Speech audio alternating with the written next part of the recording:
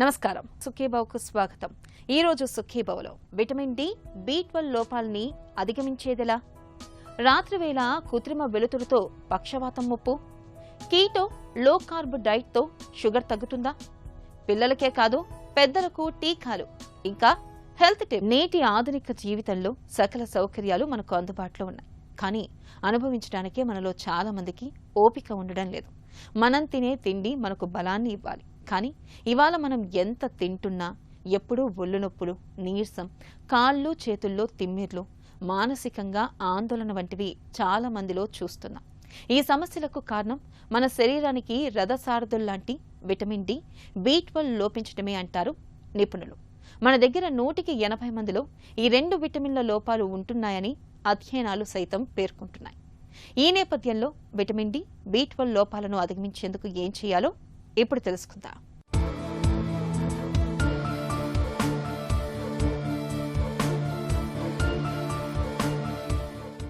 ఆధునిక జీవనశైలి, బద్ధకపు జీవనం, శ్రమ లోపించడం, నిస్సారమైన తిండి తీరు మూలంగా ఇవాళ మనలో చాలా మందికి విటమిన్ల లోపాలనేవి ఒక పెద్ద సమస్యగా మారుతున్నాయి. డాక్టర్ దగ్గరికి వెళ్లి కూర్చుంటే ఏదో ఒక విటమిన్ లోపం బయటపడుతోంది. ఇవాళ మన దగ్గర చాలా మందిలో విటమిన్ డి కొరత బాగా ఎక్కువగా ఉంటుందని చెబుతున్నారు డాక్టర్లు. నిజానికి విటమిన్ డి అనేది కేవలం ఒక విటమిన్ కాదు, అదొక హార్మోన్లా పనిచేస్తుంది. మనం తిన్న ఆహారంలోని కాల్షియాన్ని పేగులు గ్రహించాలన్నా, ఆ కాల్షియం వెళ్లి ఎముకలకు అంటుకోవాలన్నా విటమిన్ డి ఉండాల్సిందే. సూర్యకాంతి మన చర్మంపై పడినప్పుడు శరీరం దీన్ని సొంతంగా తయారు చేసుకుంటుంది. కానీ నేడు ఉదయం నుండి రాత్రి వరకు ఏసీ గదుల్లో 4 గోడల మధ్య గడుస్తుండటంతో చాలా మందికి ఎండపొడ తగలడం లేదు. విటమిన్ డి లోపిస్తే ఎముకల సాంద్రత తగ్గిపోతుంది. దీనివల్ల చిన్న వయసులోనే మోకాళ్ల నొప్పులు, నడుము నొప్పి, వృద్ధుల్లో ఎముకలు పొడిబారి సులభంగా విరిగిపోయే ఆస్టియోపొరోసిస్ వ్యాధి వస్తుందని హెచ్చరిస్తున్నారు నిపుణులు. వైటమిన్ డి, బి12 ఈ రెండు చాలా ఇంపార్టెంట్ న్యూట్రియంట్స్ అండి, చాలా ఇంపార్టెంట్ పోషకాలు ఇవి లేకపోతే మన బాడీలో జీవన ప్రక్రియలు అనేవి సరిగ్గా జరగవు. ఫర్ ఎగ్జాంపుల్ వైటమిన్ డి అనేది ఇట్స్ ఏ ఇమ్యూనోమాడ్యులేటర్. అంటే ఏంటంటే మన బాడీ ఇమ్యూన్ సిస్టమ్ అంటే రోగ నిరోధక వ్యవస్థ సక్రమంగా పనిచేయాలి అంటే వైటమిన్ డి అనేది సరిపడా ఉండాలి. అండ్ వైటమిన్ బి12 కనుక సరిపడా లేకపోతే రక్త కణాల ఉత్పత్తి జరగదు. తర్వాత డిఫరెంట్ అంటే మన వీక్నెస్ రావటము, నీరసం రావటము, తర్వాత వైటమిన్ బి12 లోపం ఉంటే కనుక లోపల పొట్టలో అంటే పేగుల్లో కూడా గట్ బ్యాక్టీరియా అనేది కూడా సరిపడా ఉత్పత్తి అవ్వదన్నమాట. సో వైటమిన్ బి12, వైటమిన్ డి 2 పోషకాలు చాలా చాలా ఇంపార్టెంట్. మనకి ఇన్ఫ్లమేషన్, అన్ని వ్యాధులకి కారణమైన ఇన్ఫ్లమేషన్ అంటారు. అంటే వాపులకి, బాడీలో ఎక్కడైనా వాపు రావచ్చు. ఆ వాపులు అది హార్ట్లో వాపు రావచ్చు, లేకపోతే బ్లడ్లో వాపు రావచ్చు. ఇన్ఫ్లమేషన్ అంటారు. ఇన్ఫ్లమేషన్ రావటానికి కారణము, ఎక్కువగా ఇన్ఫ్లమేషన్ రిస్క్ పెరగటానికి కారణం ఏంటంటే వైటమిన్ డి లోపం ఉండటం అన్నమాట. జనరల్గా వైటమిన్ డి అనేది మన ఇండియన్స్లో చాలామందికి, మీరు 10 మందికి టెస్ట్ చేస్తే అందులో 7 మందికి ఖచ్చితంగా వైటమిన్ డి లోపం ఉంటుందండి. ఎస్పెషల్లీ వైటమిన్ బి12 ఏమో వెజిటేరియన్స్లో ఎక్కువ వైటమిన్ బి12 లోపం అనేది చూస్తాం. వైటమిన్ డి తక్కువగా ఉండటానికి కారణం ఏంటి అంటే, ఫస్ట్ ఆఫ్ ఆల్ మనకి వైటమిన్ డి అనేది సన్లైట్ నుంచి వస్తుంది. అంటే మినిమం 20 మినిట్స్ మంచి ఎండలో గనక మనం ఉదయం 10 నుంచి 4 లోపు మంచి ఎండలో ఒక 20 మినిట్స్ ఉంటే కనుక మనకి ఆ రోజుకి సరిపడా వైటమిన్ డి అనేది వస్తుంది. కానీ ఇప్పుడు చూస్తుంటే ఇప్పుడు యొక్క జీవన విధానం కానీ, వర్క్ స్టైల్ కానీ, ఆక్యుపేషన్ కానీ మోస్ట్లీ అన్నీ కూడా సూర్యరశ్మికి దూరంగానే ఏసీ మధ్యలోనే ఎక్కువ వర్క్ చేస్తున్నారు. సో ఎక్కువ సన్లైట్కి కూడా ఎక్స్పోజ్ అవ్వట్లేదు. సన్లైట్కి ఎక్స్పోజ్ అయితే కవర్ చేసుకుంటున్నారు. కవర్ చేసుకొని వెహికల్స్ మీద వెళ్ళే వాళ్ళు, నడుచుకుని వెళ్ళే వాళ్ళు కూడా ఇప్పుడు ఈ రోజుల్లో చూస్తే ఎండకి ఎక్స్పోజ్ అవ్వటానికి చాలామందికి ఇష్టం ఉండట్లేదు. అది డార్క్ అవుతారనో, ట్యాన్ అవుతారనో, డిఫరెంట్ రీజన్స్ మూలాన సన్లైట్కి ఎక్స్పోజ్ అవ్వటం అనేది చాలా తగ్గిపోయింది. అందుకనే వైటమిన్ డి లోపం అనేది మనం ఎక్కువ చూస్తున్నాం. జనరల్గా వైటమిన్ డి అనేది ఎంత ఉండాలంటే 30 ఉండాలండి, మినిమం 30 ఉండాలి. 30 కంటే తక్కువ ఉన్నది అంటే వైటమిన్ డి లోపం ఉన్నట్లు లెక్క. అది అలాగే వైటమిన్ బి12 కూడా 300 నుంచి 900 లోపు ఉండాలి. మధ్యలో ఉండాలి, 300 to 900. 300 కంటే తక్కువ ఉంది అంటే వైటమిన్ B12 లోపం ఉన్నట్టే లెక్క. మెయిన్ దీనికి కారణాలు ఏంటి అంటే వైటమిన్ బి ఒకటి సన్ ఎక్స్పోజర్ ఒకటి కారణము, సన్కి తక్కువ ఎక్స్పోజ్ అవటము. తర్వాత ఏజ్ పెరిగే కొద్దీ మన శరీరంలో మనకి మెలనిన్ అనే హార్మోన్ అనేది తగ్గిపోతుంది అనమాట. ఆ మెలనిన్ తక్కువ ఉత్పత్తి అవ్వటం మూలాన కూడా వైటమిన్ డి అనేది లోపం అనేది వస్తుంది. తర్వాత డార్క్ స్కిన్ ఉన్న వాళ్ళకు తొందరగా వైటమిన్ డి అనేది సన్లైట్ నుంచి రాదు, వాళ్ళు ఎక్కువసేపు ఎక్స్పోజ్ అవ్వాల్సి ఉంటుందన్నమాట. సో ఇవి డిఫరెంట్ రీజన్స్. తర్వాత ఆహారము సరిగ్గా తీసుకోకపోవటము, సరైన మంచి ఫ్యాటీ ఫుడ్స్ మంచి ఆహారం తీసుకోకపోవటం మూలాన కూడా వైటమిన్ డి లోపం అనేది మనము ఈ రోజుల్లో ఎక్కువ చూస్తున్నాం. విటమిన్ డి ఎముకలను బలహీనపరిస్తే విటమిన్ B12 లోపం అనేది నరాల వ్యవస్థను నిలువునా దెబ్బతీస్తుంది. మన నరాల చుట్టూ మైలిన్ షీత్ అనే రక్షణ పొర ఉంటుంది. వైరు చుట్టూ ఉండే ప్లాస్టిక్ కోటింగ్ లాంటిది ఇది. B12 లోపించినప్పుడు ఈ పొర దెబ్బతిని నరాల్లో కరెంట్ షాక్ కొట్టినట్లు కాళ్ళు చేతుల్లో మంటలు, తిమ్మిర్లు, సూదులు గుచ్చినట్లు అనిపిస్తుంది. దీంతోపాటు ఎర్ర రక్త కణాల ఉత్పత్తి ఆగిపోయి తీవ్రమైన రక్తహీనత వస్తుంది. ఇలాంటప్పుడు కొద్దిగా నడిచినా గుండెదడ రావడం, ఊపిరి అందకపోవడం జరుగుతుంది. ఈ విటమిన్ కేవలం మాంసాహారం, పాలు, గుడ్లలోనే లభిస్తుంది. కాబట్టి శాకాహారులు ఈ లోపానికి గురయ్యే ప్రమాదం చాలా ఎక్కువగా ఉంటుంది. జీర్ణాశయంలో ఇప్పటికే ఎసిడిటీ సమస్యలు ఉన్నప్పుడు పదే పదే యాంటాసిడ్ మాత్రలు వాడుతున్నప్పుడు B12 విటమిన్ శరీరంలోకి అంతగా శోషించదని చెబుతారు డాక్టర్లు. వైటమిన్ డి లోపం ఉన్నప్పుడు బాడీ పెయిన్స్ అండి, బోన్ పెయిన్స్ వస్తాయి. బ్యాక్ పెయిన్ అవ్వచ్చు, లేకపోతే చేతుల నొప్పులు అవ్వచ్చు, ఎక్కడైనా కూడా నెక్ పెయిన్ అవ్వచ్చు, బోన్ పెయిన్స్ ఎక్కువ చూస్తారు. తర్వాత మజిల్స్ వీక్ అవ్వటము, నర్వ్స్ కొంతమందికి తిమ్మిరులు రావటము, మొద్దుబారినట్టు అవ్వటము ఎక్కువ చూస్తాము. వైటమిన్ డి లోపం ఉన్నప్పుడు తొందరగా ఇన్ఫెక్షన్స్ వస్తాయన్నమాట. తొందరగా ఇన్ఫెక్షన్స్ వస్తాయి. ఇన్ఫెక్షన్స్ రావటమే కాదు, ఇంకొకటి ఏంటంటే రిస్క్ ఆఫ్ ఫ్రాక్చర్స్ కూడా ఎక్కువ. వైటమిన్ డి సరిపడా ఉంటేనే కాల్షియం అనేది మన బోన్స్లోకి అబ్జార్ప్షన్ అనేది జరుగుతుంది. సో కాల్షియము, ఫాస్ఫరస్ అబ్జార్ప్షన్ ప్రాపర్గా జరగాలి అంటే వైటమిన్ డి ఉండాలి. వైటమిన్ డి లోపం ఉన్నప్పుడు ఖచ్చితంగా ఆస్టియోపోరోసిస్ అనేది, అంటే కీళ్ళు తొందరగా, అంటే బోన్స్ బ్రేక్ అయిపోయే కాల్షియం డెఫిషియన్సీ వస్తుంది వైటమిన్ డి డెఫిషియన్సీ మూలాన. సో దాని మూలాన ఫ్రాక్చర్స్ రిస్క్ అది కూడా ఎక్కువ ఉంటుంది అనమాట. ఫర్ ఎగ్జాంపుల్ 30 ఉండాలని మనం చెప్పుకున్నాము, మినిమం 30 ఉండాలి. కొంతమందికి టెస్ట్ చేస్తే ఓన్లీ 5 ఉంటుంది, కొంతమందికి 7 ఉంటుంది, కొంతమందికి 10 ఉంటుంది. అలాంటి వాళ్ళకి మనము సన్ ఎక్స్పోజర్ సరిపోదు. ఖచ్చితంగా సప్లిమెంటేషన్, ఇంజెక్షన్స్ కానీ ట్యాబ్లెట్స్ ఒక 4 to 8 వీక్స్ కనుక ట్యాబ్లెట్స్ వాడితే ఖచ్చితంగా వైటమిన్ డి అనేది మళ్ళీ సప్లిమెంటేషన్ జరిగి డెఫిషియన్సీ అనేది తగ్గుతుంది. ఈవెన్ వైటమిన్ B12 కూడా 4 to 8 వీక్స్ ఖచ్చితంగా సప్లిమెంటేషన్ వాడాలి.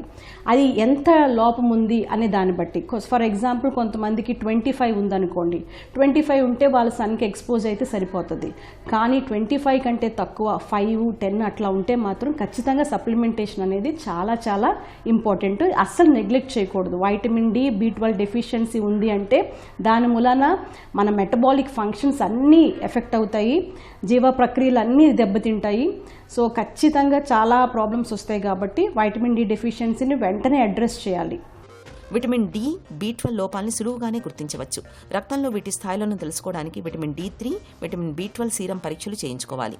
ఒకవేళ D vitamin 30 nanograms per millilitre, B12 vitamin 200 కంటే తక్కువగా ఉన్నట్లయితే విటమిన్ల కొరత ఉన్నట్లుగా భావించాలి. ఇలాంటప్పుడు ఈ లోపాలను అధిగమించడానికి వైద్యుల పర్యవేక్షణలో వారానికి ఒకసారి చొప్పున 8 వారాల పాటు 60K విటమిన్ D3 క్యాప్సూల్స్ లేదా శాచెట్స్ తీసుకోవాలి.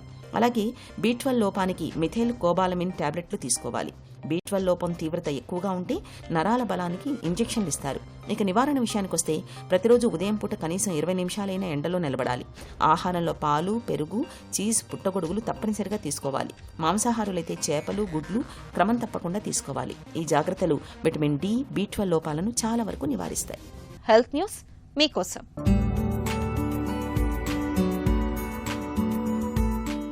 రాత్రి వేళల్లో కృత్రిమ వెలుతురులో ఎక్కువగా గడిపేవారికి పక్షవాతం ముప్పు పొంచి ఉంటున్నట్లు ఒక తాజా అధ్యయనం హెచ్చరిస్తుంది.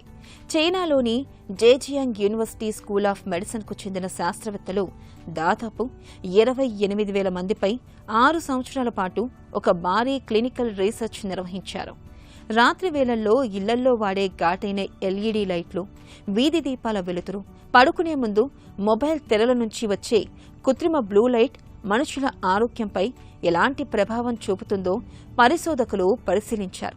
ఈ పరిశోధనలో తేలిన చేదు నిజం ఏంటంటే, ఎవరైతే రాత్రి వేళల్లో దట్టమైన కృత్రిమ వెలుతురులో గడుపుతారో లేదా లైట్లు ఆన్ చేసుకుని పడుకుంటారో వారిలో మెదడుకు రక్త ప్రసరణ ఆగిపోయే ఇష్కిమిక్ స్ట్రోక్ వచ్చే ముప్పు ఏకంగా 43% పెరుగుతుందని శాస్త్రవేత్తలు వివరిస్తున్నారు.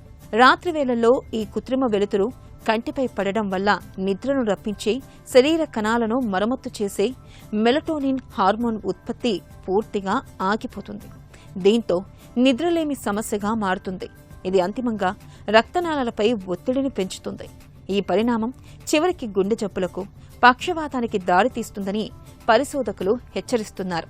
చీకటి లేని రాత్రి మనిషి ఆయుష్కు చేటు అన్నట్టు రాత్రి వేళల్లో పడక గదిలో ఎక్కువ వెలుతురుని ఇచ్చే లైట్లను, స్మార్ట్ ఫోన్లను పక్కన పెట్టాలని, బెడ్రూమ్ను చీకటిగా ఉండేలా చూసుకోవడమే మన మెదడుకు, గుండెకు మంచిదని పరిశోధకులు సూచిస్తున్నారు.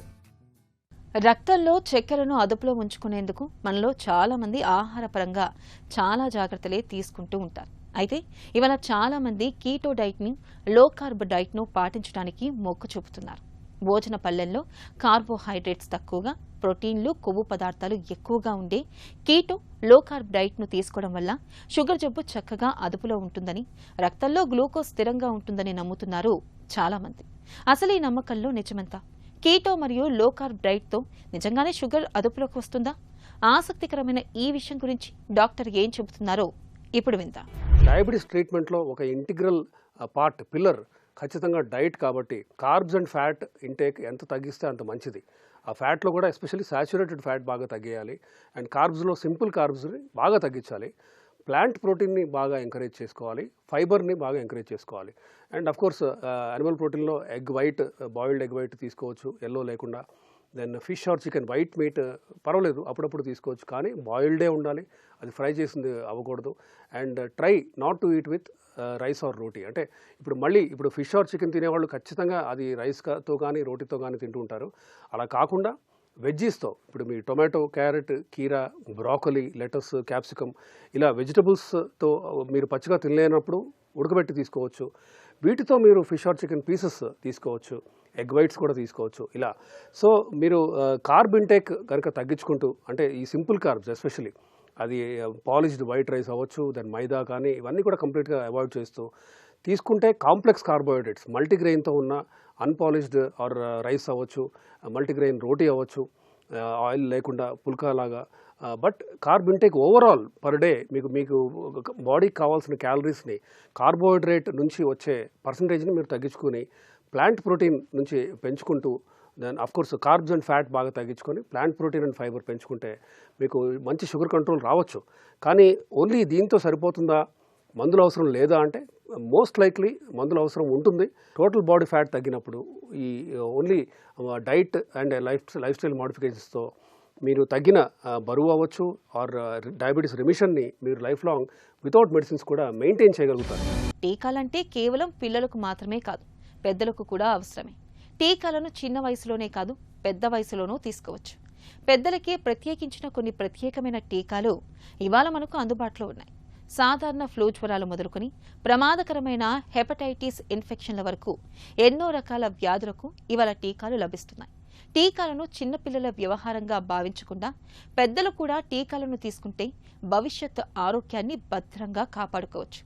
పిల్లల ఆరోగ్యాన్ని ఉపకరించే టీకాల గురించిన పూర్తి వివరాలని డాక్టర్ని అడిగి ఇప్పుడు తెలుసుకుందాం.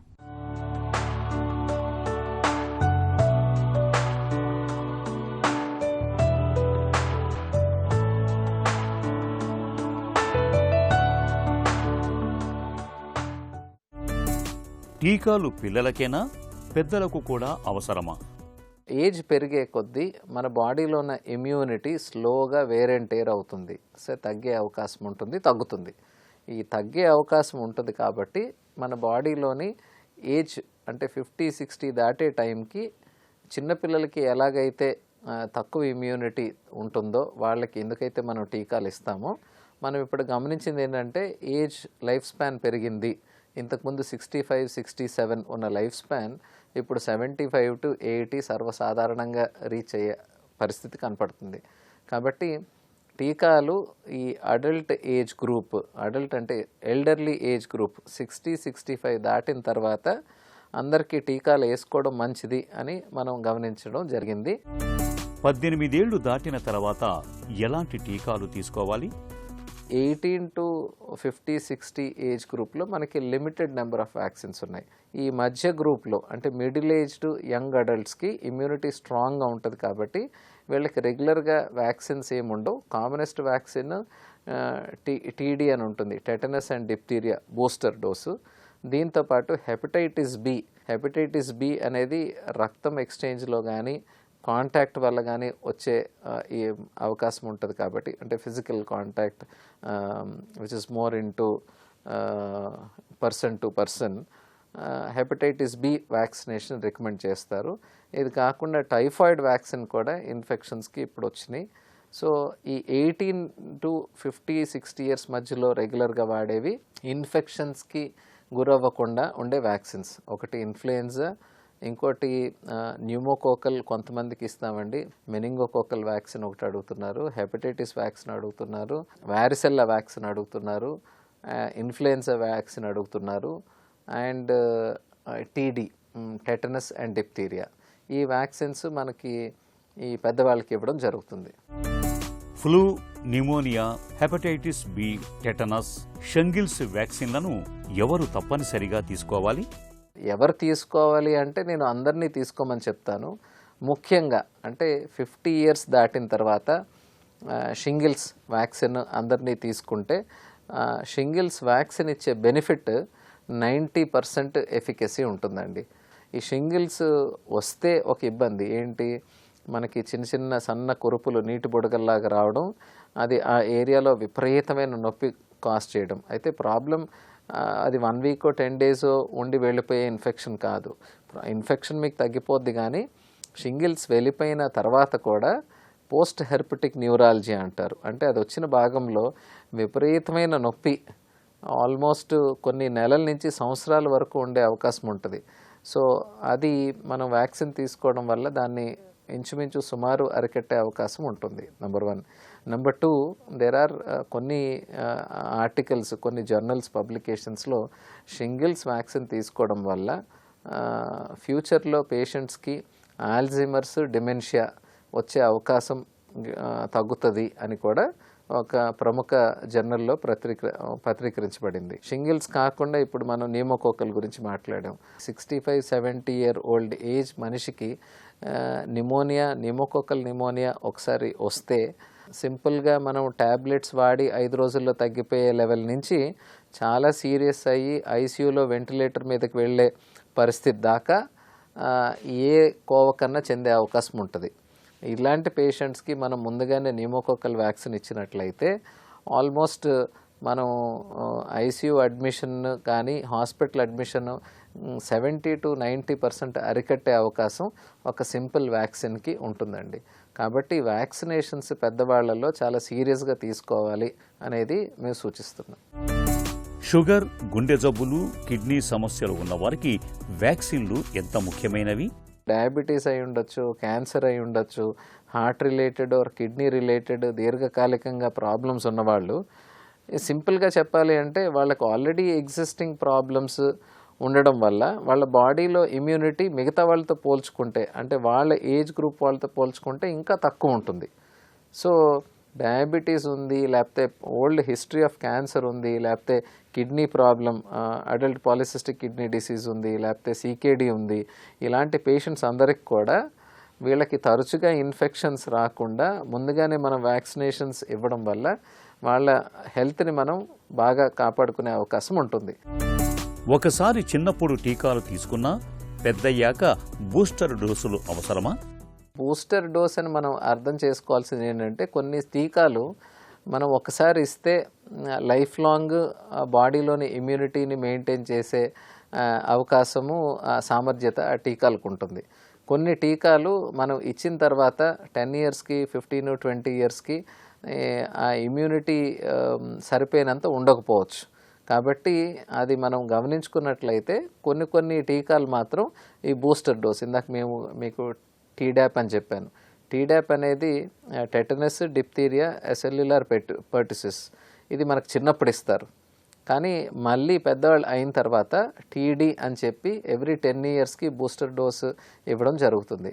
అలాగే ఇప్పుడు హెపటైటిస్ బి కూడా చిన్నప్పుడు మనకి ఎప్పుడో ఇచ్చుంటారు, తర్వాత వర్క్ ప్లేస్లో ఎక్కడన్నా ఇచ్చుంటారు. నెక్స్ట్ టైం మళ్ళీ ఎక్కడన్నా ఎడ్యుకేషనల్ ఇన్స్టిట్యూట్స్ జాయిన్ అయినప్పుడు మళ్ళీ రిపీట్ చేసుకోవచ్చు, లేదంటే అసలు మన బాడీలోని హెపటైటిస్ బి యొక్క టైటర్స్ ఆర్ ఇమ్యూనిటీ లెవెల్స్ ఎంత ఉన్నాయి చెక్ చేసుకొని అవి తక్కువ ఉంటే మళ్ళీ బూస్టర్ తీసుకోవడం తప్పులేదండి. ఆరోగ్యంగా ఉండేందుకు వయసును బట్టి పెద్దలు తీసుకోవాల్సిన వ్యాక్సిన్ల షెడ్యూల్ ఏంటి? ఇండియాలో 5 వ్యాక్సిన్లు చాలా ఇంపార్టెంట్ ఎల్డర్లీ పీపుల్కి. నెంబర్ 1 ఇన్ఫ్లుయెన్జా ప్రతి సంవత్సరం వర్షాకాలం ముందు తీసుకోవాలి. ఇన్ఫ్లుయెన్జా కాకుండా pneumococcal and Shingrix and hepatitis B and Tdap. So ఈ షింగ్రిక్స్ ఇందాక మనం మాట్లాడుకున్నట్లు షింగిల్స్ వ్యాక్సిన్ అండి. ఇది కాకుండా న్యూమోకోకల్ మళ్ళీ న్యూమోనియా గురించి ఇస్తాము. ఇది కాకుండా హెపటైటిస్ బి అండ్ టీడీ, ఈ 5 వ్యాక్సిన్లు కంపల్సరీ పెద్దవాళ్ళకి అందరికీ గవర్నమెంట్ అడల్ట్ ఇమ్యునైజేషన్ షెడ్యూల్ ప్రకారం మనం ప్రోగ్రామ్ చేయబడిన వ్యాక్సిన్స్. ఒక చిన్న జాగ్రత్త పెద్ద లాభాన్ని తెచ్చిపెడుతుంది. పెద్ద వయసులో టీకాలు మనకు సరిగ్గా ఇలాగే తోడ్పడతాయి. తీవ్ర దుష్పరిణామాలకు దారితీసే ప్రాణాపాయాన్ని తెచ్చిపెట్టే ఇన్ఫెక్షన్లను సైతం మట్టుబెడతాయి. వయసుతో పాటు అందుబాటులో ఉన్న టీకాలను ఎప్పటికప్పుడు తీసుకుంటూ ఉంటే మన ఆరోగ్యం బేషుగ్గా ఉంటుంది. ఒక చిన్న చిట్కా మీకోసం. భోజనం చేసిన తర్వాత ఒక లేత తమలపాకులో కొద్దిగా సున్నం, వక్కపొడి, సోంపు గింజల్ని వేసుకునే నమలడాన్ని అలవాటు చేసుకోండి. ఇది శరీరంలో పెరిగే కఫదోషాన్ని అదుపు చేస్తుంది. సున్నం వల్ల శరీరానికి అవసరమైన కాల్షియం అందుతుంది. అంతేకాదు లాలాజలం ఉత్పత్తి కూడా పెరుగుతుంది. దీంతో జీర్ణక్రియ చక్కగా ఉంటుంది.